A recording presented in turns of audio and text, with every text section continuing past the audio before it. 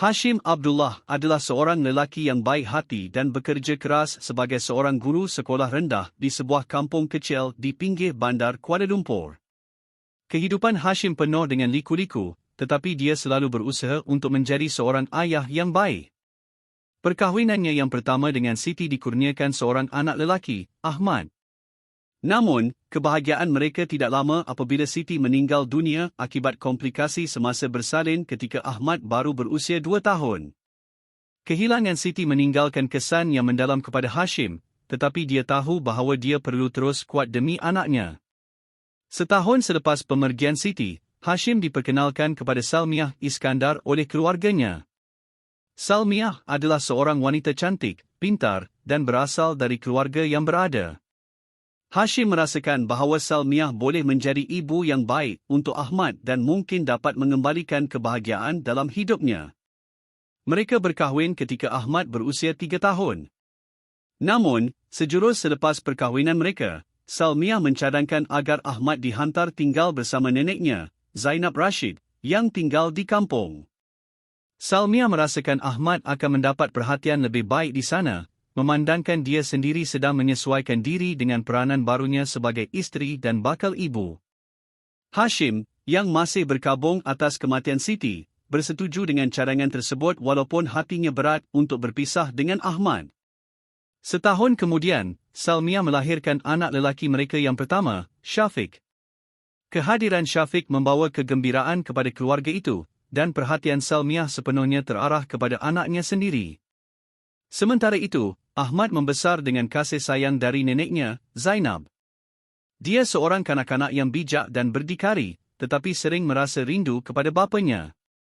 Ketika Ahmad berusia 15 tahun, Zainab meninggal dunia secara tiba-tiba akibat strok.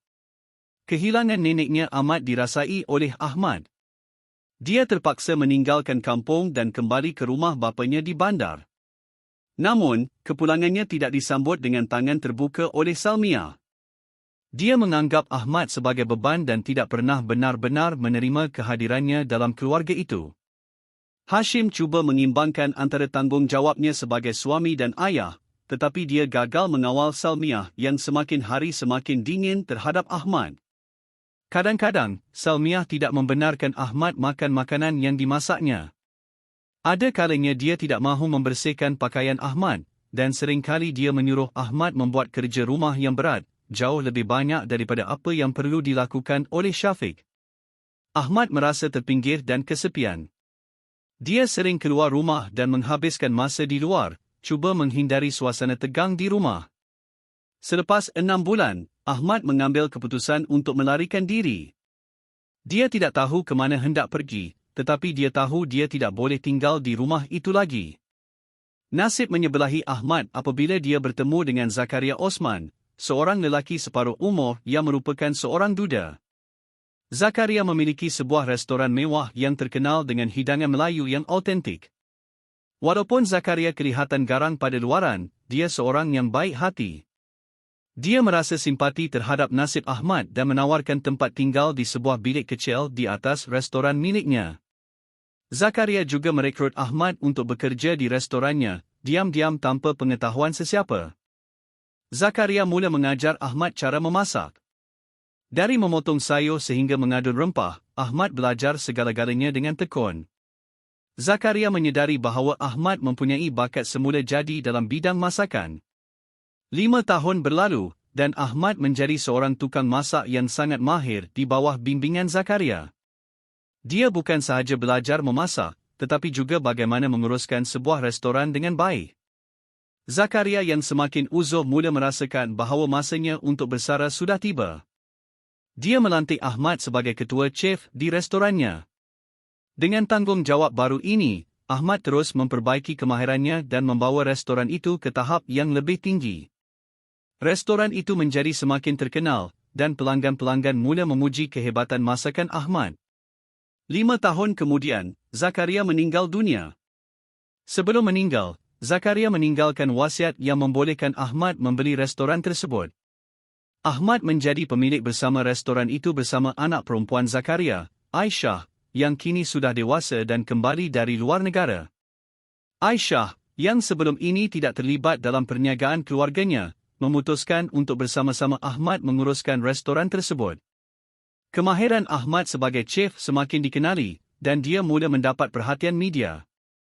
Dalam masa yang singkat, Ahmad dijemput untuk menjadi hos dalam rancangan televisyen masakan sendiri. Rancangan itu menjadi popular, dan Ahmad dengan cepat menjadi seorang chef selebriti.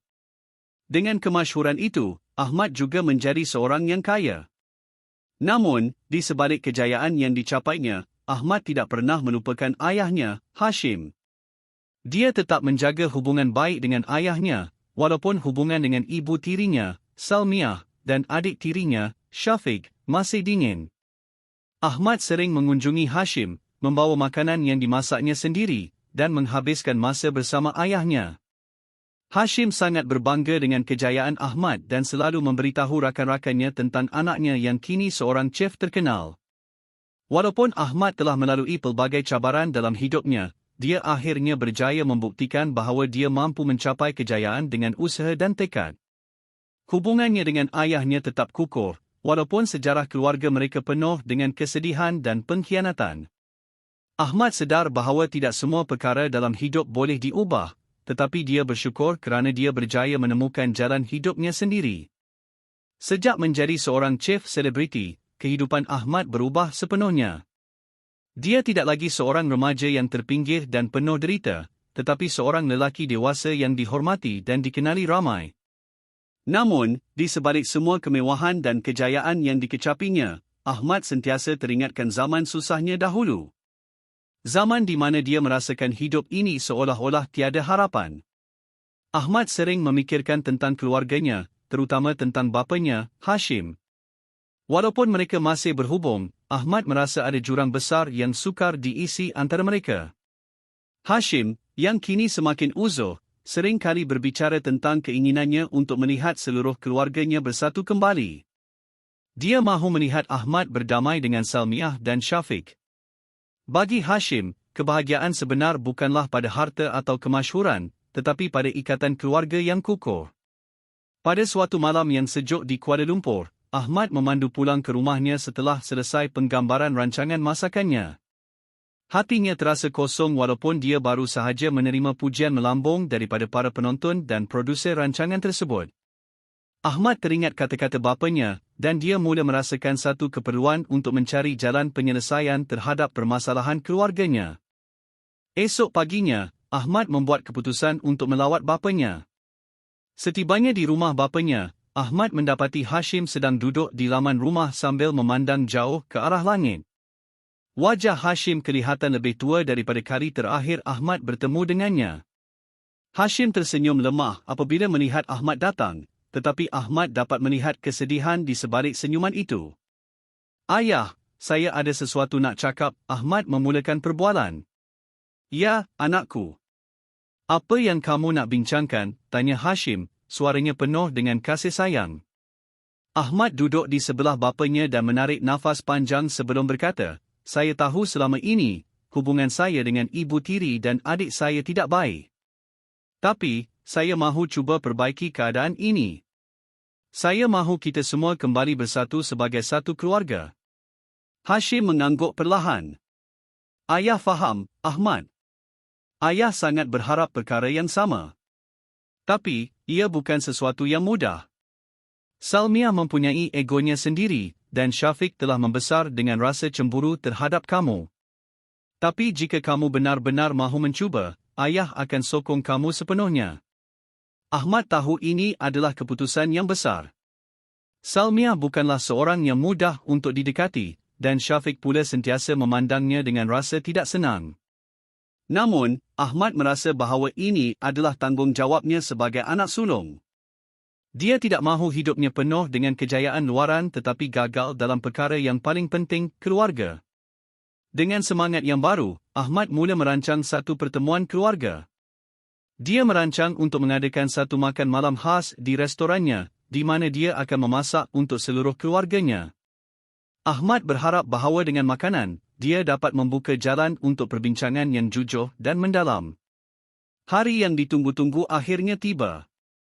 Ahmad telah menyiapkan meja makan dengan hiasan yang indah, lengkap dengan hidangan-hidangan Melayu klasik yang dia pelajari dari Zakaria. Dia memilih hidangan ini kerana ia membawa kenangan masa lalu, kenangan di mana makanan selalu menjadi penghubung antara manusia. Salmiah dan Syafiq tiba di restoran dengan wajah yang tidak menunjukkan banyak emosi. Mereka kelihatan sedikit terkejut dengan jemputan tersebut, terutamanya kerana Ahmad yang mengundang mereka secara pribadi.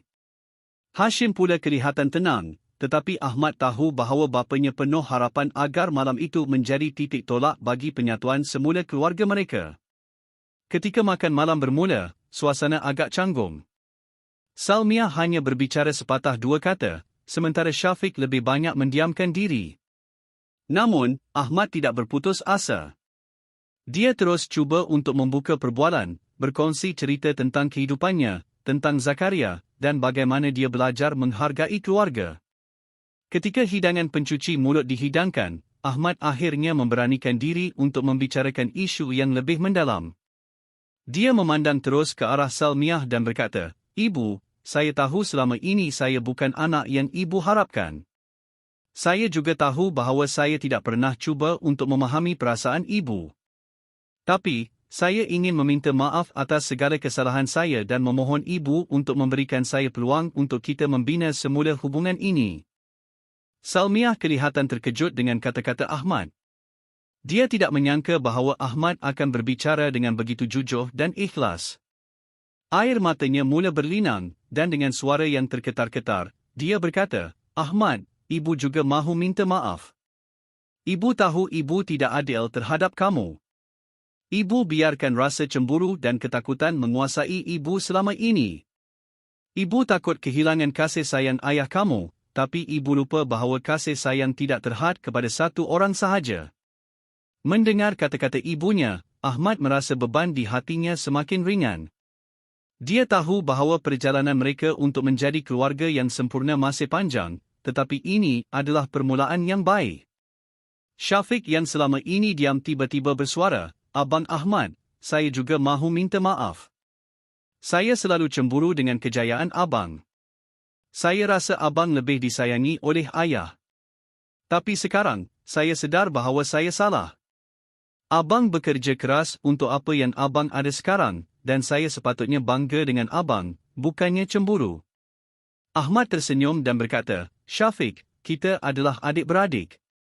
Tidak kira apa yang terjadi, kita sepatutnya saling menyokong. Saya gembira kita dapat berbicara seperti ini." Malam itu berakhir dengan suasana yang lebih mesra dan penuh dengan harapan. Ahmad merasa lega kerana akhirnya dapat berbicara dari hati ke hati dengan keluarganya. Walaupun perjalanan mereka untuk pulih sepenuhnya masih panjang, sekurang-kurangnya langkah pertama telah diambil. Beberapa bulan selepas pertemuan itu, hubungan antara Ahmad dan keluarganya semakin baik.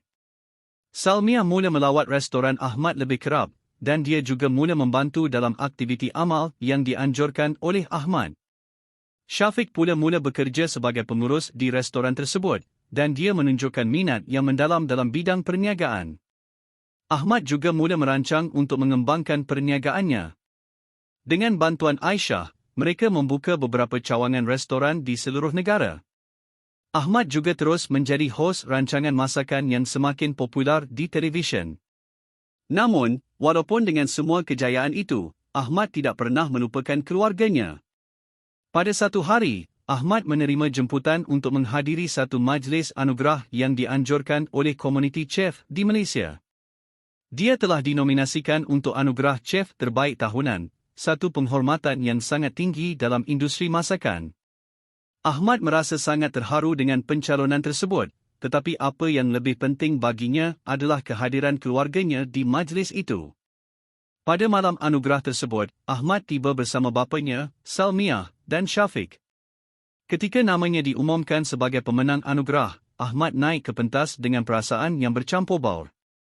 Dia mengucapkan terima kasih kepada semua yang telah membantunya sepanjang perjalanan hidupnya, termasuk kepada bapanya, yang sentiasa memberinya kekuatan, kepada Zakaria Osman, yang menjadi mentornya, dan kepada keluarganya, yang akhirnya menerima dan menyayanginya. Ahmad menyudahi ucapannya dengan kata-kata yang sangat menyentuh hati, "Kejayaan ini bukanlah milik saya seorang. Ia adalah hasil daripada kasih sayang, pengorbanan, dan kepercayaan yang diberikan oleh keluarga dan rakan-rakan saya. Saya belajar bahawa dalam hidup, kejayaan yang sebenar adalah apabila kita dapat berkongsi kebahagiaan dan cinta dengan orang-orang yang kita sayangi. Selepas majlis anugerah itu, Ahmad merasa hidupnya lebih lengkap. Dia tidak lagi dibelenggu oleh masa silamnya. Kini, dia mempunyai masa depan yang cerah bersama keluarga dan rakan-rakannya. Ahmad tahu bahawa kejayaan tidak datang dengan mudah, tetapi dengan usaha, tekad, dan sokongan daripada orang-orang yang kita sayangi, tiada apa yang mustahil. Ahmad terus menjalani hidupnya dengan penuh syukur dan rendah hati. Dia terus memajukan perniagaannya, membantu komuniti, dan menjadi inspirasi kepada ramai orang. Dan yang paling penting, Ahmad telah berjaya menemukan cahaya di sebalik kegelapan hidupnya. Terima kasih kerana bersama saya sehingga akhir cerita ini. Jika anda merasai ketegangan, emosi, dan kelainan dalam cerita ini, maka saya telah melakukan tugas saya dengan betul. Cerita seperti ini mengingatkan kita tentang dinamik kuasa yang wujud di dunia kita dan bagaimana kadang-kadang yang tidak dijangka berlaku ketika paling tidak dijangka. Jika anda menikmatinya, jangan lupa tekan butang suka, kongsikan pendapat anda di komen, dan tentu saja langgan saluran untuk lebih banyak cerita yang menggali dalam pengalaman manusia. Sehingga bertemu lagi, tetaplah ingin tahu dan tetaplah terinspirasi. Jumpa lagi di video seterusnya.